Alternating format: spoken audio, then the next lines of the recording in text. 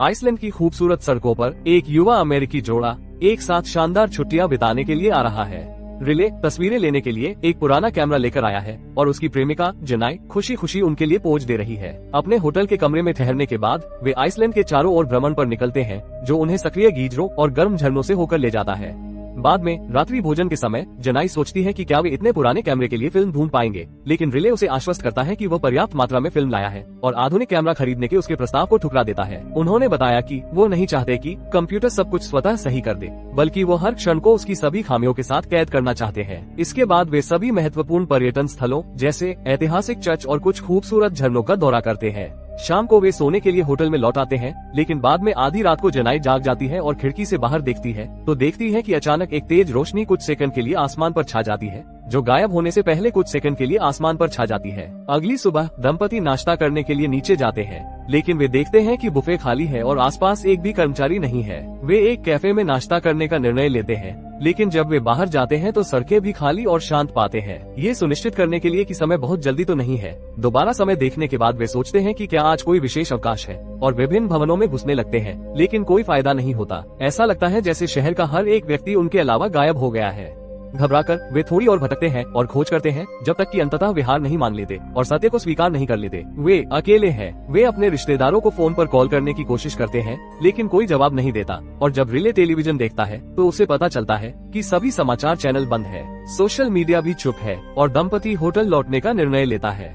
Relay ने अपने laptop का उपयोग किया और पुष्टि की कि यह काम कर रहा है, लेकिन समाचार साइटों को कल रात से अपडेट नहीं किया गया है। स्पष्टीकरण के लिए बेचैन रिले दुनिया भर में सुरक्षा कैमरों की जांच करता है, लेकिन उन्हें ये देखकर आश्चर्य होता है कि हर जगह सड़कें खाली है। गहरे इनकार में रिले कहता है कि वहाँ कोई और भी होगा, इसलिए वे फिर से लोगों की तलाश में निकल पड़ते हैं, लेकिन परिणाम वही रहता है।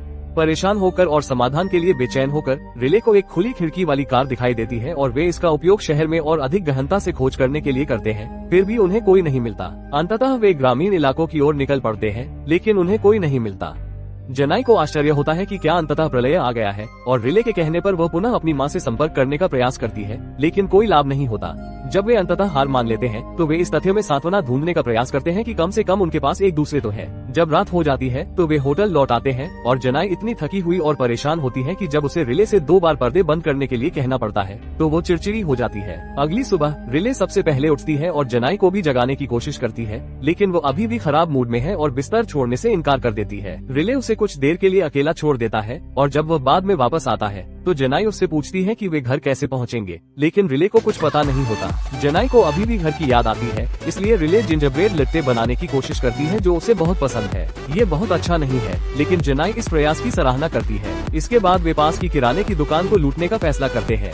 जनाई के हाथ में आदत के कारण केवल कुछ ही चीजें हैं, लेकिन रिले ने जीवन रक्षा मोड में प्रवेश कर लिया है और किराने के सामान से भरी ट्रॉलियों को धकेलते हुए चल रही है। इसके बाद रिले एक नई कार की तलाश में निकल पड़ता है, जिसमें उनकी जरूरत का सारा सामान रखने के लिए अधिक जगह हो, क्योंकि अब उन्हें कोई नहीं रोक सकता। जब वे होटल लौटते हैं तो रिले उनके बैग ले लेती है और घोषणा करती है कि अब अपग्रेड का समय आ गया है, इसलिए दंपति रहने के लिए एक अच्छा घर ढूंढने निकल पड़ते हैं।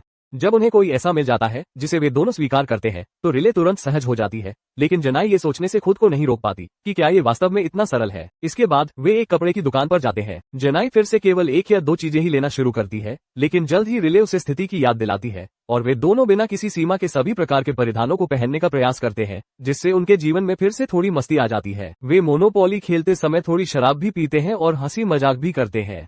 अगली सुबह नाश्ते के दौरान जनाई को आश्चर्य होता है कि क्या उनकी परीक्षा ली जा रही है और बदले में रिले पूछती है कि क्या वह ईश्वर में विश्वास करती है और क्या सब कुछ उसकी योजना के अनुसार होता है। हालांकि जनाई का जवाब है कि विश्वास और आस्था अलग अलग चीजें हैं। उसे दिलासा देने की कोशिश करते हुए रिले ने उससे कहा कि दुनिया अब उनकी है और वे जो चाहे कर सकते हैं। इसके बाद वे ग्रामीण क्षेत्र की ओर चल पड़ते हैं और जनाई इतनी आराम से रहती है कि वह अपने पैर खिड़की पर रख लेती है और हवा को अपने जूते उड़ा ले जाने देती है। अंततः वे भूतापीय तालाबों तक पहुंच जाते हैं और रिले घास पर एक कपड़ा बिछा देती है ताकि वे एक साथ लेट सकें और गले मिल सकें। जब रिले झपकी लेने का निर्णय लेती है तो जनाई खड़ी हो जाती है और पूल की ओर जाते हुए अपने कपड़े उतारने लगती है। रिले ये देख लेता है और उसके पीछे पीछे तस्वीरें लेने लगता है, जब तक कि जनाई अपना आखिरी एक्सेसरी उतारकर पानी में नहीं कूद जाती।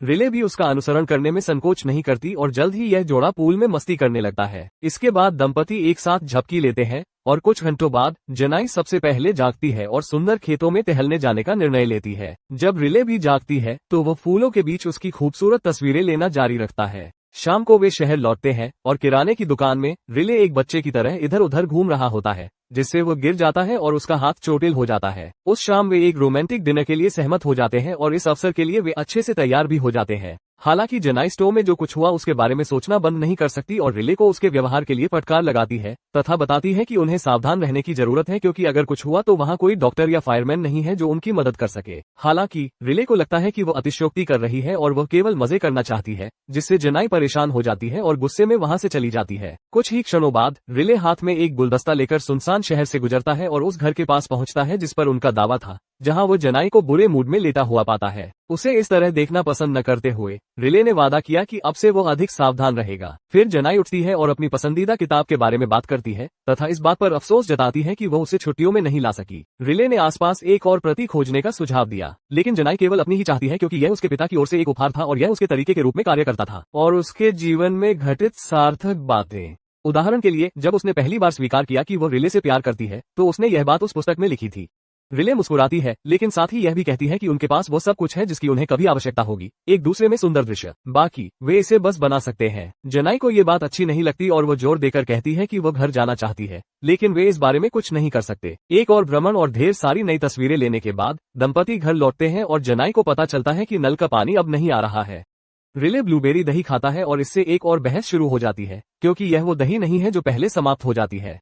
जेनाई चाहती है कि वो भोजन के मामले में अधिक सावधान रहे, क्योंकि उनके पास असीमित स्टॉक नहीं होगा और रिले जवाब देती है कि वे पौधे लगा सकते हैं और शिकार कर सकते हैं। फिर भी जेनाई इस विचार का मजाक उड़ाते हैं। कुछ समय बाद रिले पूल में अकेले तैरती है, जबकि जेनाई एक चर्च की ओर जाती है जहां उसे एक मूर्ति मिलती है जिस पर अजीब निशान है। जेनाई उससे बात करने से खुद को नहीं रोक पाती, वो एक संकेत के लिए बेचैन है जो उसे इन सब के पीछे का अर्थ बता सके। शहर से बाहर एक अन्य यात्रा के दौरान ये दंपति कुछ गर्म झरनों पर पहुंचता है। रिले ने जेनाई से दुनिया की धड़कन सुनने के लिए कहा और स्वीकार किया कि उसे ट्रोल्स के बारे में एक किंवदंती साझा करना अच्छा लगता है, लेकिन जेनाई ने ये बताकर इस पल को खराब कर दिया कि उनके पास पीने का पानी खत्म हो गया है।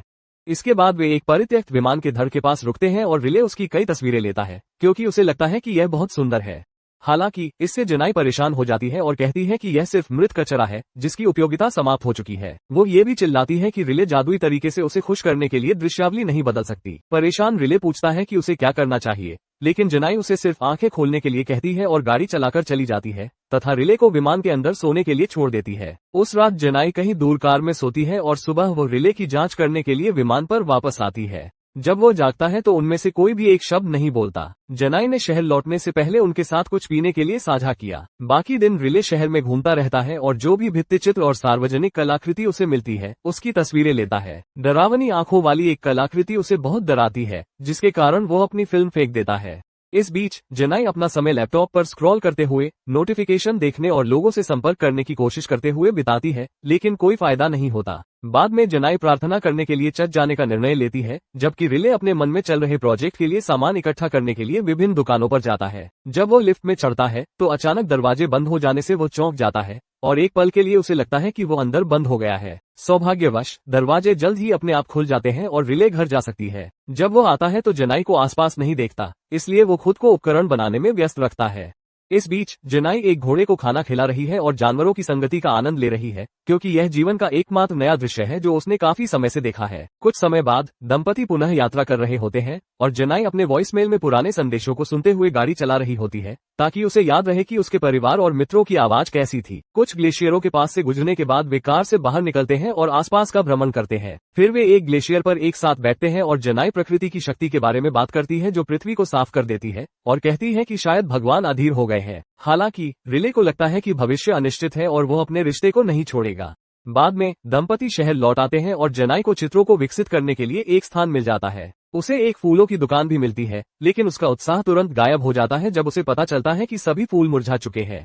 रिले उसे कहीं और फूल ढूंढने के लिए मना लेती है तथा ये बताती है कि उन्हें परिदृश्यों में बदलाव की जरूरत है। अंततः वे झील के किनारे एक केबिन में पहुंचते हैं जहां एक चिमनी है जिसका वे उपयोग करना चाहते हैं। रिले कुछ लकड़ियां इकट्ठा करने का निर्णय लेता है और जब वो जंगल के पास पहुंचता है तो वो निल्स नामक एक और मानव को वहां पाकर बहुत हैरान हो जाता है। ऐसा प्रतीत होता है कि उस व्यक्ति की हालत ठीक नहीं है और दंपति उसे अंदर ले जाने से पहले तुरंत अपनी सामग्री उसके साथ बांट लेते हैं। निल्स ने पुष्टि की कि उसने किसी और को नहीं देखा है और घटना के बाद वो शहर छोड़कर चला गया, क्योंकि यदि दुनिया खत्म हो जाती है तो वो ऐसा होने पर यहीं रहना चाहता है। बातचीत के दौरान निल्स की खांसी बंद नहीं होती और रिले उसे उनके साथ जीवित रहने के लिए प्रोत्साहित करने की कोशिश करती है। जनाई भी आभारी है कि उन्होंने उसे ढूंढ लिया है, लेकिन चाहे वे जो भी शब्द इस्तेमाल करें, ऐसा लगता है कि निल्स ने अपने भाग्य को स्वीकार कर लिया है, जिससे रिले चिढ़ जाती है। बाद में आधी रात को जब रिले सो रही होती है, जनाई चिमनी के सामने बैठती है और निल्स को अपनी छुट्टियों के बारे में बताती है और बताती है कि उसे घर की कितनी याद आती है। बदले में निल्स उसे अपने परिवार के बारे में बताता है, जो उसके लिए अजनबी हो गया था, क्योंकि उसने अपना जीवन समुद्र पर बिताया था। उन्होंने वेल्श शब्द हिरेत का भी उल्लेख किया है,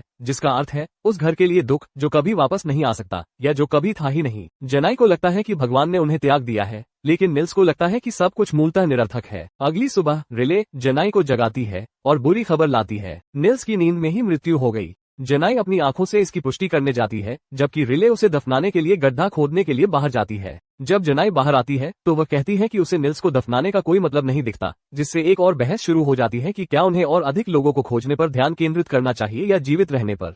रिले का कहना है कि वे पहले ही काफी खोज कर चुके हैं, लेकिन जनाई को लगता है कि वे वास्तव में खोज नहीं कर रहे थे। जब वे शहर लौटते हैं तो जनाई कुछ डक्ट टेप लेती है और उससे परित्यक्त घरों को चिन्हित करना शुरू कर देती है।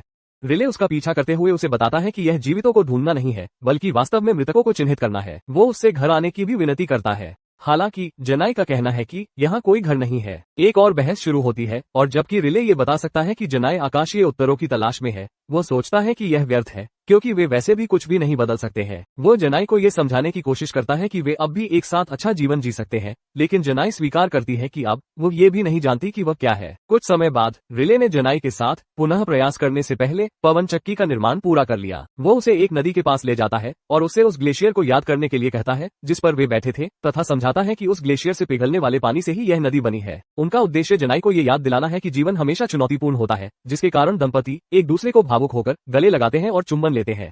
बाद में रात्रि भोजन के समय वे अपना शेष पानी एक दूसरे के साथ साझा करते हैं। जब वो बर्तन धो रही थी, जनाई के लैपटॉप पर एक ईमेल आता है और जनाई स्पष्ट उत्साह के साथ उसे जांचने के लिए दौड़ती है। हालांकि जब वो इसे खोलती है तो उसे पता चलता है कि यह रिले द्वारा भेजी गई एक तस्वीर मात्र है। जनाई निराशा और हताशा में रोती है, क्योंकि वो अंततः स्वीकार करती है कि वहाँ कोई और नहीं है। अगली सुबह रिले को एक बड़ा सफेद लिफाफा मिलता है जिस पर उसका नाम लिखा होता है। अपने द्वारा बनाए गए जल पंप को सक्रिय करने के बाद वो लिफाफे की सामग्री की जांच करता है और उसमें विकसित तस्वीरें पाता है। हालांकि जनाई के चेहरे के भाव देखकर वो चिंतित हो जाता है, इसलिए वो घर से बाहर निकलता है और उसे ढूंढने के लिए शहर में घूमता है। अंततः उसे जनाई की कार भूतापिया पुल के पास खड़ी मिलती है और जब वो करीब आता है तो जनाई का शव पानी में तैरता हुआ देखकर वो हतप्रभ रह जाता है। ऐसा लगता है कि उसने अपने लिए सब कुछ खत्म कर लिया, क्योंकि वो अब इस स्थिति को बर्दाश्त नहीं कर सकती थी।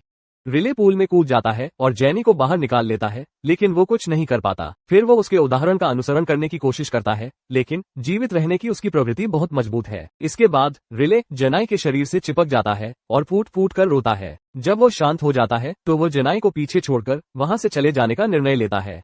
रिले अपनी कार में वापस आता है और गाड़ी चलाना शुरू कर देता है, ये सोचते हुए कि अब उसके साथ क्या होगा, क्योंकि वो वास्तव में अकेला है। कृपया सदस्यता अवश्य लें और नोटिफिकेशन चालू करें ताकि आप इस तरह के और वीडियो देख सकें। देखने के लिए धन्यवाद।